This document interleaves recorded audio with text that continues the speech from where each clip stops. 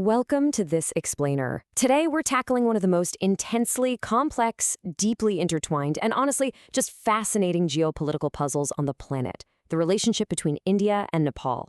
We aren't just talking about two neighbors here. This is a massive geopolitical hotspot that dictates the stability of all of South Asia and frankly ripples out to the rest of the world. It's a dynamic pact with incredible cultural affinity, but also heavily marked by historical friction and some really intense modern security challenges. Okay, let's just dive right into it.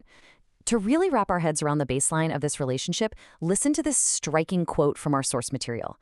These two countries are described as being, quote, lodged into each other's intestines, each sharing the spillover of turbulence and tenacity from the other.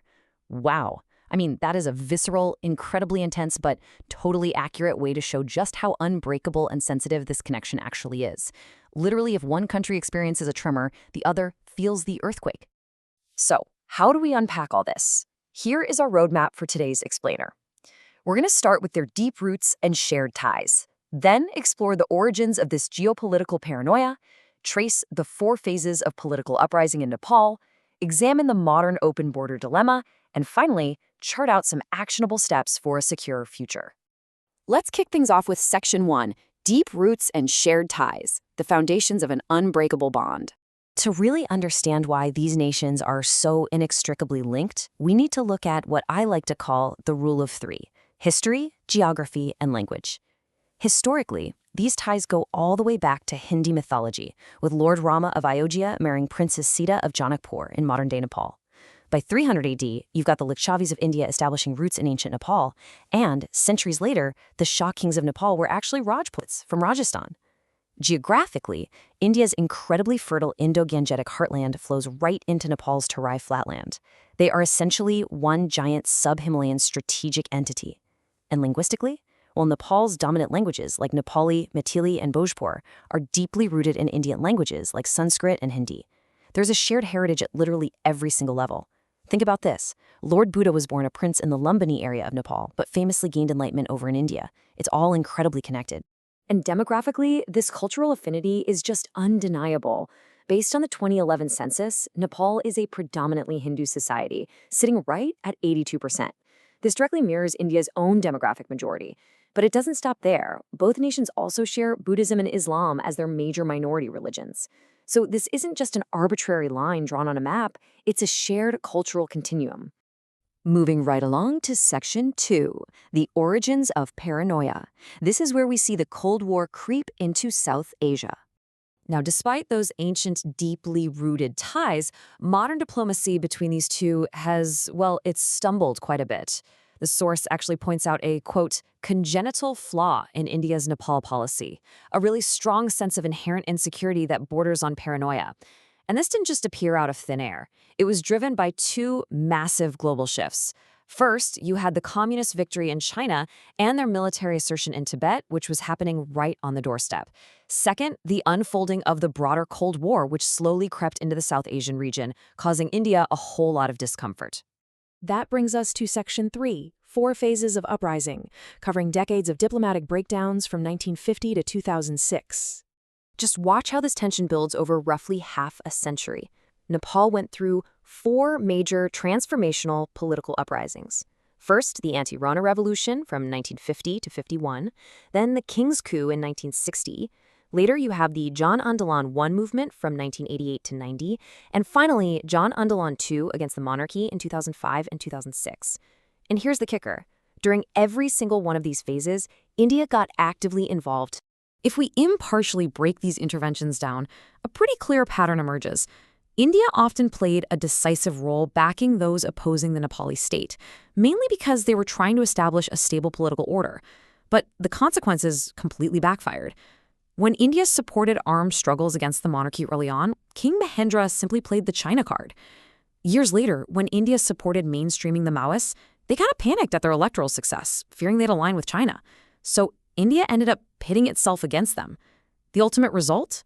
A massive loss of goodwill, and the entire constitution-making process got derailed. And that takes a heavy historical toll. While they did make occasional diplomatic breakthroughs, they repeatedly, almost predictably, degenerated into massive diplomatic breakdowns. As our source explicitly concludes, More than 6 decades of these breakdowns have left India's immediate and short-term interests severely eroded and its capacity to pursue them critically crippled. Which leads us straight into Section 4, the open border dilemma. This is exactly what happens when an asset becomes a liability.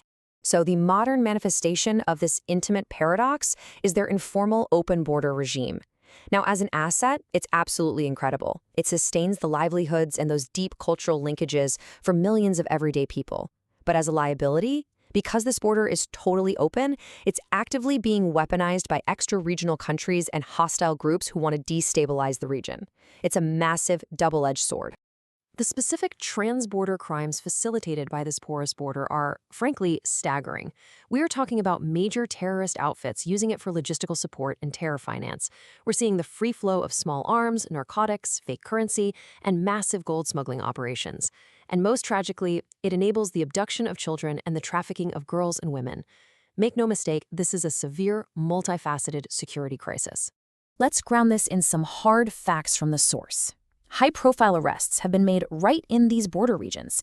People like Abdul Karim Tunda of Lashkar-e-Taiba and Yasin Bhatkal, the co-founder of the Indian Mujahideen. On top of that, you have infiltrators, third-country nationals from places like Bangladesh, Pakistan, Afghanistan, and Myanmar, actively crossing this porous border illegally, and they're deliberately disguising themselves as Indian or Nepali locals. Okay, so how do we fix this? That brings us to our final section, charting a secure future, which is all about shared responsibility for border management. So, what is the crucial takeaway here? 98%. Specifically, 98% of the border is already demarcated by a joint survey. Think about that. That means the heavy lifting, the actual foundational groundwork for a lasting solution, already exists. They're almost there. The necessary next step is just formalization.